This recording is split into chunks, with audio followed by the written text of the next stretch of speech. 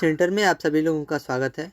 आज हम स्टार्ट करने जा रहे हैं इकोनॉमिक्स के मोस्ट इम्पॉर्टेंट एमसीक्यू क्वेश्चंस इस वीडियो में डिस्कस करेंगे और ये क्वेश्चंस पूछे जा चुके हैं पिछले एग्जाम्स में और आने की संभावना है, एसएससी एमटीएस में आने की संभावना है। तो चलिए स्टार्ट करते हैं। देखिए, on which date was GST implemented in India.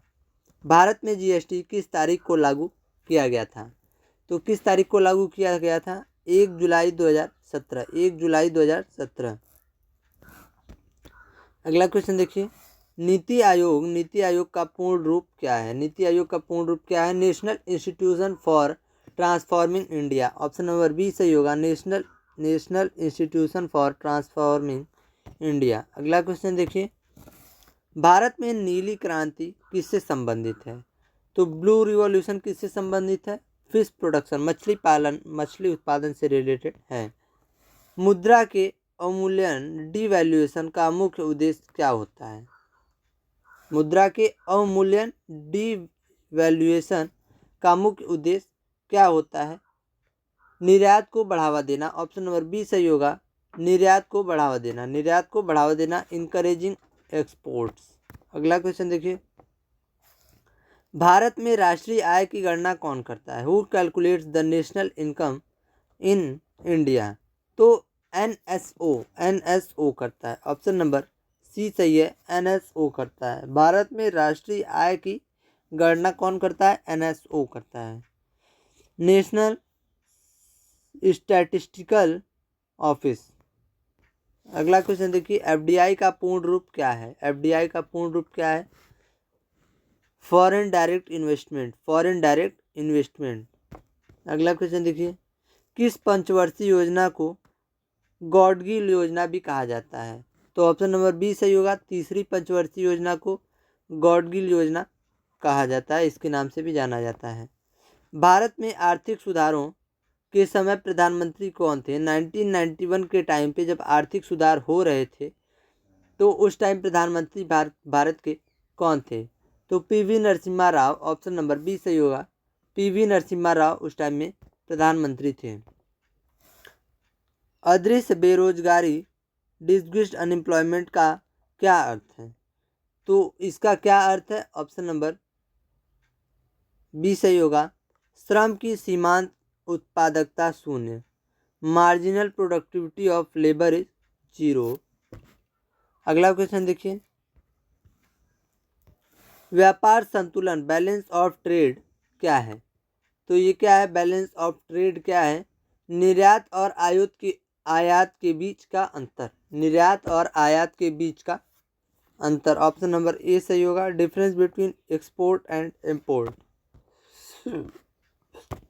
अगला क्वेश्चन देखिए, प्रच्छन्न बेरोजगारी मुख्य रूप से किस क्षेत्र में पाई जाती है? Hidden unemployment is mainly found in which sector? तो ये कृषि क्षेत्र में पाई जाती है, एग्रीकल्चरल सेक्टर में। अगला क्वेश्चन देखिए, नाबार्ड की स्थापना किस समिति की सिफारिश पर हुई थी? नाबार्ड की स्थापना किस समिति की सिफारिश पर हुई थी? शिवरामन समिति। ऑप्शन नंबर बी सही है। अगला क्वेश्चन देखिए, भारत में बैंकिंग प्रणाली का नियंत्रक कौन है? भारत में बैंकिंग प्रणाली का नियंत्रक कौन है? तो आरबीआई है। ऑप्शन नंबर सी सही होगा, आरबीआई।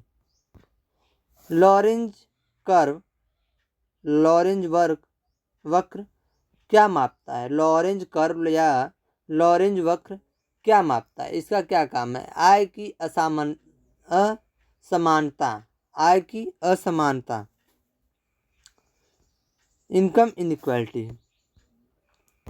भारत में राजकोषीय वर्ष, फिस्कल ईयर कब से शुरू होता है? तो ये 1 अप्रैल से शुरू होता है, फिस्कल ईयर। अगला क्वेश्चन देखिए, मुद्रास्फीति इन्फ्लेशन के दौरान किसे सबसे अधिक लाभ होता है? मुद्रास्फीति इन्फ्लेशन के दौरान किसे सबसे अधिक लाभ होता है? तो ऑप्शन नंबर बी सही है, ऋणी को सबसे अधिक लाभ होता है। अगला क्वेश्चन देखिए, ट्राइसेम योजना किसके लिए शुरू की गई थी? तो ऑप्शन नंबर बी सही होगा, ग्रामीण युवा के लिए ग्रामीण युवा के लिए ट्राइसेम योजना शुरू की गई थी। अगला क्वेश्चन देखिए, भारत की पहली औद्योगिक नीति कब घोषित की गई थी? भारत की पहली औद्योगिक नीति कब घोषित की गई थी? तो ऑप्शन नंबर बी सही होगा। 1948 में 1948 में फर्स्ट इंडस्ट्रियल पॉलिसी घोषित की गई थी। सफ़ेद क्रांति व्हाइट रिवॉल्यूशन के जनक कौन है? Doctor Varghese Kurien. Doctor Varghese Kurien white revolution के जनक हैं। अर्थशास्त्र में ग्रेस्म का नियम, ग्रेस्म लॉज किससे संबंधित है? तो ये मुद्रा का संचालन, मुद्रा के संचालन से संबंधित है, सर्कुलेशन ऑफ करेंसी। अगला क्वेश्चन देखिए, आईएमएफ का मुख्यालय कहाँ स्थित है?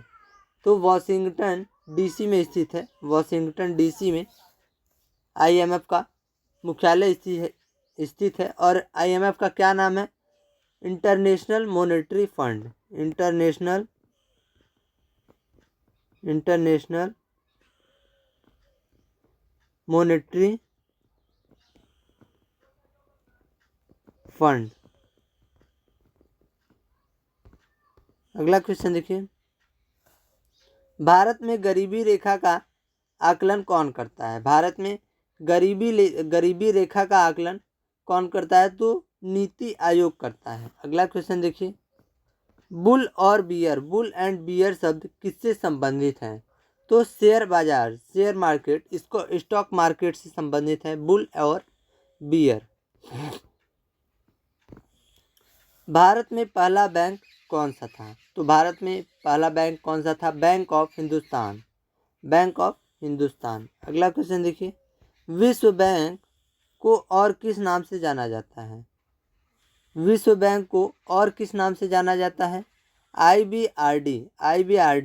आईबीआरडी के नाम से भी जाना जाता है। किसको? वर्ल्ड बैंक को। अगला क्वेश्चन देखिए,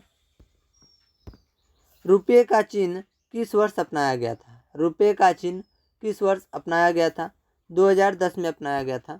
अगला क्वेश्चन देखिए, भारत में सबसे अधिक राजस्व किस कर से प्राप्त होता है? भारत में सबसे अधिक राजस्व किस कर से प्राप्त होता है?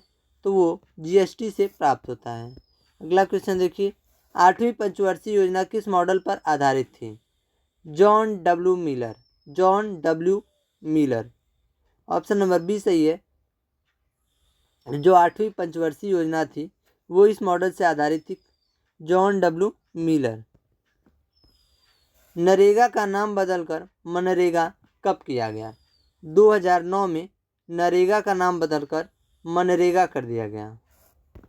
अगला क्वेश्चन देखिए, भारत में विमुद्रीकरण हाल ही में कब हुआ था? डिमोनेटाइजेशन कब हुआ था हाल ही में?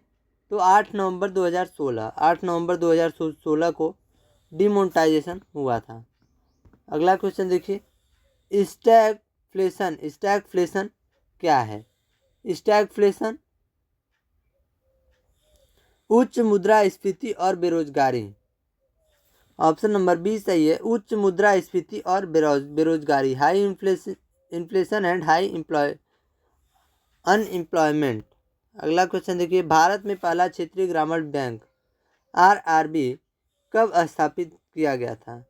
क्षेत्रीय ग्रामीण बैंक आरआरबी कब स्थापित किया गया था? तो 1975 में। अगला क्वेश्चन देखिए, रेपो रेट कौन तय करता है? रेपो रेट कौन तय करता है? तो आरबीआई। ऑप्शन नंबर सी सही होगा। आरबीआई तय करता है क्या? Repo rate. अगला क्वेश्चन देखिए, सकल घरेलू उत्पाद जीडीपी क्या है? तो जीडीपी क्या है? देश के भीतर उत्पादित कुल वस्तुओं और सेवाएं। ऑप्शन नंबर ए सही होगा। देश के भीतर उत्पादित कुल वस्तुएं और सेवाएं, total goods and services produced with in a country. अगला क्वेश्चन देखिए, हृदय योजना किससे संबंधित है? हृदय योजना किससे संबंधित है?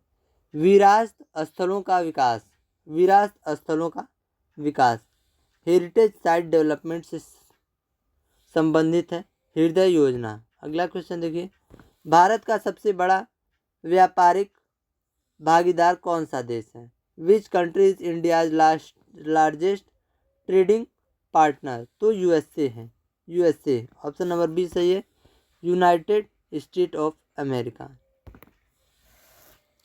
स्वर्ण क्रांति गोल्डन रिवॉल्यूशन किससे संबंधित है? तो बागवानी और शहद, बागवानी और शहद से संबंधित है गोल्डन रिवॉल्यूशन। भारत में मुद्रा की आपूर्ति का मापन M1 क्या है? What is M1 measurement of money supply in India? तो ये है संकीर्ण मुद्रा, narrow money. Option number A सही होगा, नैरो मनी, संकीर्ण मुद्रा। अगला क्वेश्चन देखिए, किस क्षेत्र को अर्थव्यवस्था का ऋण कहा जाता है? किस क्षेत्र को अर्थव्यवस्था का ऋण कहा जाता है? तो ऑप्शन नंबर बी सही होगा, कृषि क्षेत्र को, कृषि क्षेत्र को अर्थव्यवस्था का ऋण कहा जाता है। भारत में नोट छपाई प्रेस कहाँ स्थित नहीं है? तो कहाँ स्थित नहीं है आपको बताना है, मुंबई में नहीं स्थित है नोट छपाई प्रेस। अगला क्वेश्चन देखिए, सार्वजनिक क्षेत्र के बैंकों का एकीकरण कब हुआ? सार्वजनिक क्षेत्र के बैंकों का एकीकरण कब हुआ? 2020 में, 2020 में। When did the merger of PSBs take place? अगला क्वेश्चन देखिए, open market operation OMO, open market operation कौन करता है? ऑप्शन नंबर बी सही है, RBI करता है, RBI। अगला क्वेश्चन देखिए, राष्ट्रीय कृषि बीमा योजना कब शुरू हुई? राष्ट्रीय कृषि बीमा योजना national agricultural insurance, national agri insurance scheme started when? तो 1999 टू 2000, 1999 टू 2000। अगला क्वेश्चन देखिए, एगमार्क का संबंध किससे है? Agmark is related to, option number B सही होगा, कृषि उत्पादों की गुणवत्ता, कृषि उत्पादों की गुणवत्ता से। अगला क्वेश्चन देखिए, भारत में शून्य आधारित बजट जीरो बेस्ड बजटिंग कब शुरू हुआ? जीरो बेस्ड बजटिंग कब शुरू हुआ? तो ऑप्शन नंबर बी सही होगा, 1987 में। अगला क्वेश्चन देखिए, योजना आयोग को भंग करने की घोषणा किसने की थी? Who announced the dissolution of the planning commission? योजना आयोग को भंग करने की घोषणा किसने की थी? तो नरेंद्र मोदी जी ने की थी। अगला क्वेश्चन देखिए, रिवर्स रेपो रेट बढ़ने पर क्या होता है? RRR बढ़ने पर क्या होता है? तो ऑप्शन नंबर बी सही होगा, बाजार में तरलता घटती है, बाजार में तरलता घटती है, मार्केट लिक्विडिटी डिक्रीजेज। भारत में महारत्न कंपनियों की संख्या 2024 तक कितनी है? भारत में महारत्न कंपनियों की संख्या 2024 तक कितनी है? तो कुल 13 महारत्न कंपनियां हैं। अगला क्वेश्चन देखिए, भारत में मौद्रिक नीति समिति MCP, मॉनेटरी पॉलिसी कमेटी के कितने सदस्य होते हैं? तो कुल 6 सदस्य होते हैं MCP के, मॉनेटरी पॉलिसी कमेटी के। अगला क्वेश्चन, विदेशी मुद्रा भंडार का संरक्षक कौन है? विदेशी मुद्रा भंडार का संरक्षक कौन है? तो RBI है, ऑप्शन नंबर सी सही होगा, RBI है। आज के लिए इतना ही, धन्यवाद। मिलते हैं अगले वीडियो में। अगर वीडियो अच्छा लगा हो तो लाइक, सब्सक्राइब और शेयर करना ना भूलें। धन्यवाद।